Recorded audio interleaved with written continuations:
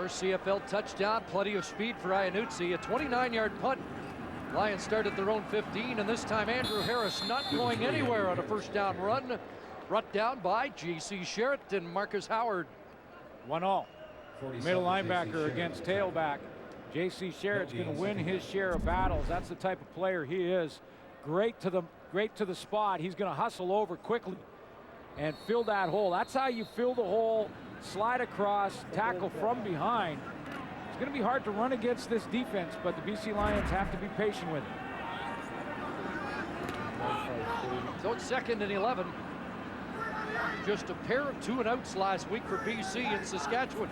Here comes Howard. Lule stands in. Arlen Bruce will check that Nick Moore the catch. Moore with a first down grab in his first start of 2012. 5 games in 2011, had some issues with some drops early on, and he runs a nice dig route across the middle, has to climb the ladder a bit. I talked about his size. He's nice and tall, but has lots of space right across the middle. Terrific preseason, including a pair of touchdowns against Saskatchewan. Was maybe an underdog in camp to claim a job, but just performed that well. Lule rolling, gets a block, looks downfield, and Simon up against Chris Thompson, and that will draw a flag. Pass interference against the 5-year veteran Chris Thompson. Well, it was well blocked up. First of all, John Hameister-Rees got out in front of Travis Lule, gave him lots of time as Hameister-Rees blocked Julius Williams off the edge. Accidental pass interference. 10-yard penalty, first down. It's not the spot of foul, it's accidental. But watch first of all the block. You're going to see a pulling guard come out, and John Hameister-Rees, he takes on number 97 there, Julius Williams. Here he comes, and he gives Travis Lule the corner and a nice throwing line. No one in his face. There's the trip. It was accidental, so it's a 10-yard penalty. So the Lions have dug themselves out of a hole and a first down at their 40.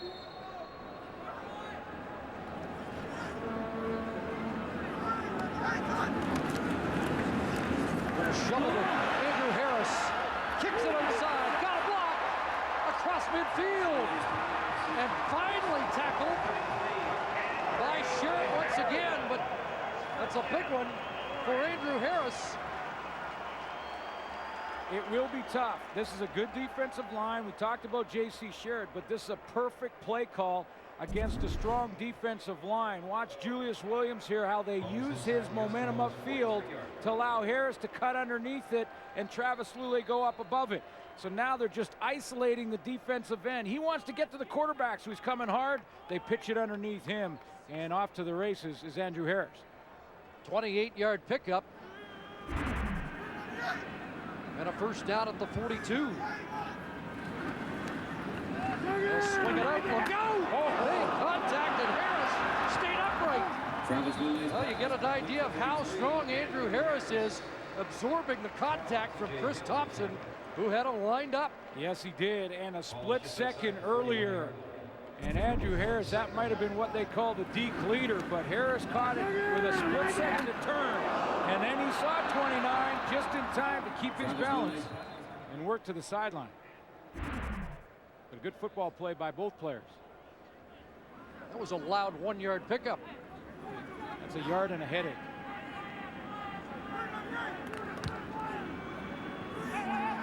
Iannuzzi in motion out of the backfield, 2nd and 9. Here comes Howard, flag down. Lule takes off. Got to get to the first down stick. We think it's coming back as we sort out the flag. 31-yard line. There's a flag down.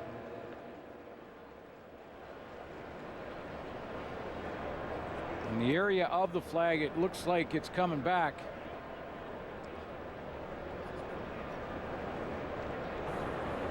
Major foul, face mask. Edmonton number 56. 15-yard penalty, automatic first down. That's Lee Robinson. So the scramble by Lule will stay, and they'll tack on 15 more.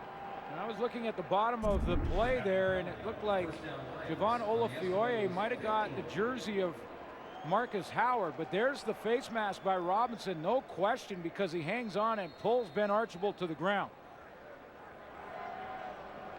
So Lule romps for 11, had 58 on 3 carries last week at Mosaic.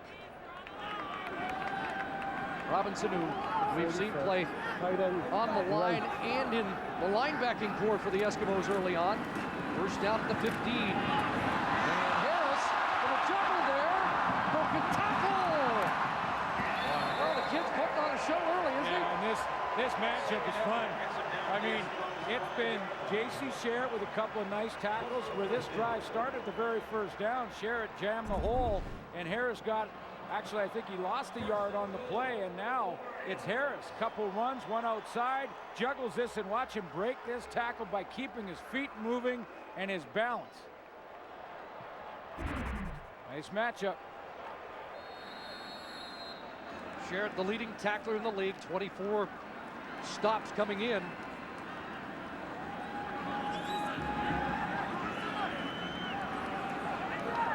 First and goal. Matchup. Looking for Iannuzzi. Foot race end zone, and he is brought down. Touchdown. Coakley thought he stopped him, but Iannuzzi for the 2nd straight week hits pay dirt.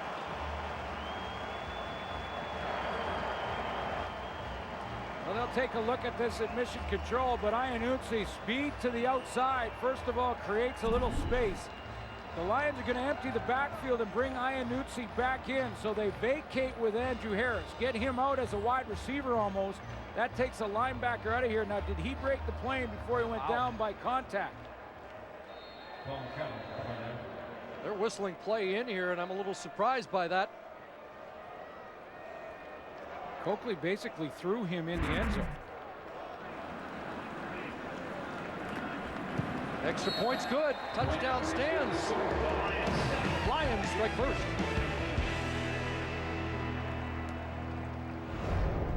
He's down. Summer safe. Good looking touchdown drive. 8 plays, 95 yards. Here's Joe Burnett. 22, Joe Burnett. And he'll get wrestled down by Anton McKenzie. Let's take another look at the touchdown that Coakley argued. Well, I think Coakley, Iannuzzi didn't touch the ground. Coakley just throws him off the body. His foot touched the ground, but no other part of him, and then threw him into the end zone. The ball crosses the plane. According to Tom Higgins, who I just texted to make sure on this rule, part of Iannuzzi's body has got to touch the turf. Coakley replacing the injured Weldon Brown this week. And the thigh never does touch the ground, and he bounces off the defensive halfback into the end zone. So Stephen Giles playing from a deficit. Brings it out to Kerry Cope, who caught the first touchdown pass of the year for the Edmonton Eskimos last week, and the first pass he's ever caught, touchdown pass on home turf in his career. That was a big one, and it sort of got the piano off the back of Stephen Giles as well, who was having all kinds of difficulties early on the first couple of games throwing that deep ball. But boy, you know, Stephen Giles, for everything that's happened over the offseason and the beginning of this year, has done a pretty good job of handling being dropped in the middle of that tornado. Seen a lot of short games so far from the Eskimos, looking at 2nd and 5. There's a look in and a nice grab there by, and still going. Stephen Giles passes. Good catch there by Hugh Charles out of the backfield. Yes, he was. Lions 37. He ran a little bit of a slant, exited the backfield, got out to that wide receiver position. And as he gets out there, now he gets the matchup that Stephen Giles wants. He gets room across the middle in the zone defense. Ryan Phillips misses him. And that's what a good running back will do in space like that. And picks up nice yardage. He hasn't been real dangerous running the football this year, but he certainly has been catching it. Monster game last week, 3 catches, 145 yards. About a 33-yard play, and now back on the ground for Charles, and he'll dance ahead. Says he's a scat back, but he doesn't mind running downhill. That's a good downhill run for Hugh Charles. Well, let's take a look at last week versus the Winnipeg Blue Bombers. He had 14 carries for just 51 yards, but you mentioned the receptions, and that's where he did most of his damage, with 145 yards and a touchdown, catching the football. Little screens like this and get him into space. Little scat back. 168 receiving yards, 162 of those yards after the catch. So the Eskimos have something going.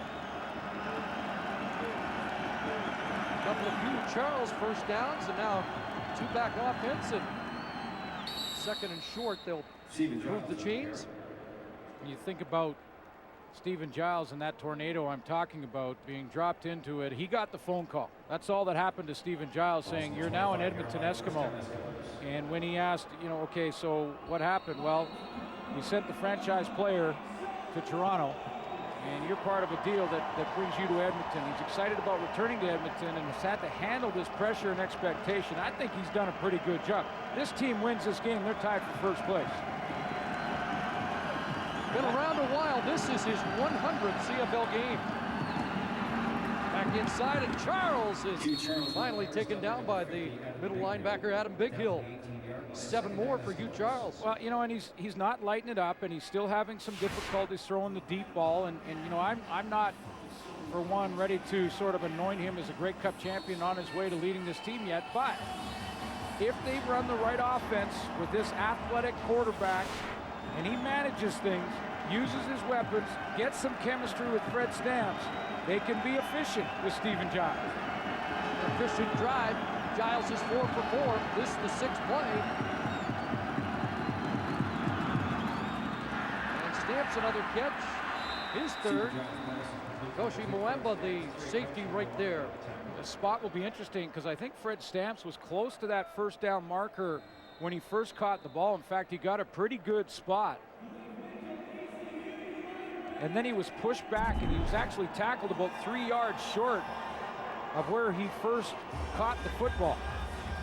And they're going to measure this. I think he might have the first down. He kind of turns out here. Look, he's right by that 15-yard stripe, gets pushed back on the tackle, and he's that short. So it'll be 3rd down, less than a yard. Looks like a different philosophy, though, this week so far for this Eskimo offense. Quick game, lots of slants. Try and get Fred Stamps involved early, and a little sprinkling here and there of Hugh Charles. And now Kerry Joseph and the short yardage team comes on.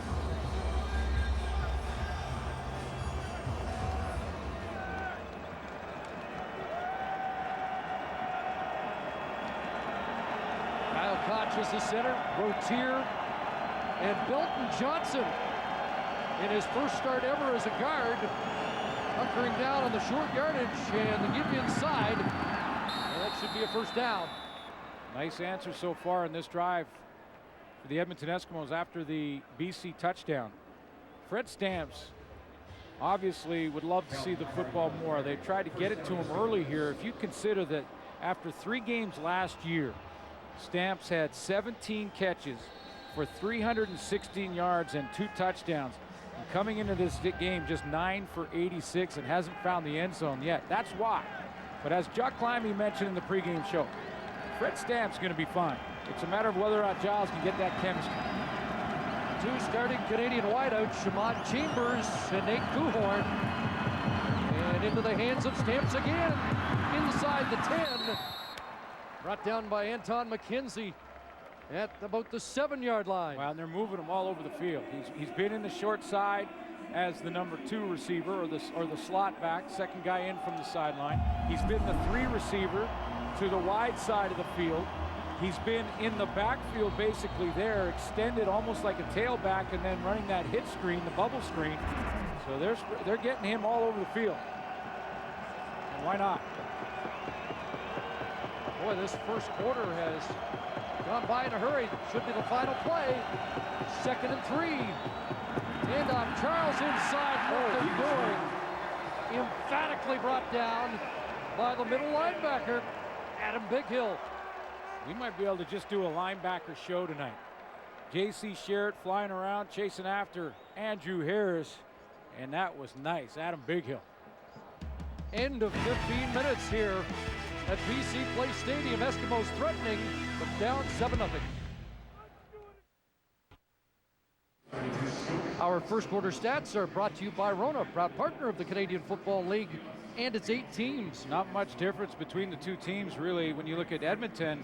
Interesting, though, that 4 of the catches for the Edmonton Eskimos have been to Fred Stamps, 24 yards. He was averaging 3 a game in the first 3 games, just 9 catches coming in, so he's well ahead of that average after just 1 quarter. That's a well-played opening quarter of football. We had just 3 penalties. One was a punt out of bounds, so both teams look like they're on their game. Well, even though that this drive here for the Edmonton Eskimos ends in a field goal attempt, this is a team that had an answer to the Travis Lulay touchdown, and that's important when you're on the road. Even if you're just chipping away on the scoreboard, if you're 2 and out there, the momentum starts to build in a hurry. It is 3rd and 3 from the 7-yard line. The field goal unit is on. Grant Shaw. But we've seen this Eskimo offense look like they're adapting against a stout BC line defense. Long setup here for a short field goal that makes you wonder if they've got something on, and they do. Yes, they do. Matt Nichols at the controls. And a flag flies. They didn't snap the ball in time. Nichols doesn't know them. He couldn't even hear the whistle. Time count violation. Edmonton number 16. 5-yard penalty, repeat, 3rd down. Well, they shifted into this formation with Matt Nichols, who's the holder, to drop back and get in that shotgun. He was trying to call for the football, but by the time everyone moved around and shifted, first of all, the element of surprise was lost because Adam Bighill got people lined up defensively, and then Matt Nichols couldn't get the football snap. And one of the tip-offs that Kyle Koch was still in at center. Ryan King now comes in. He is the long snapper. The yardage portion of the penalty will be declined. Tougher to make this chip shot than it is to move back 5.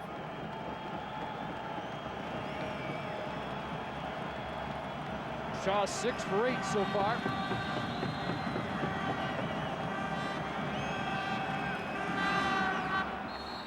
And punches that through to get the Eskimos on the board. 28 seconds into this second quarter. Well, the All-State, All-Canadians Mentorship Cup is back for a second year. 42 of the best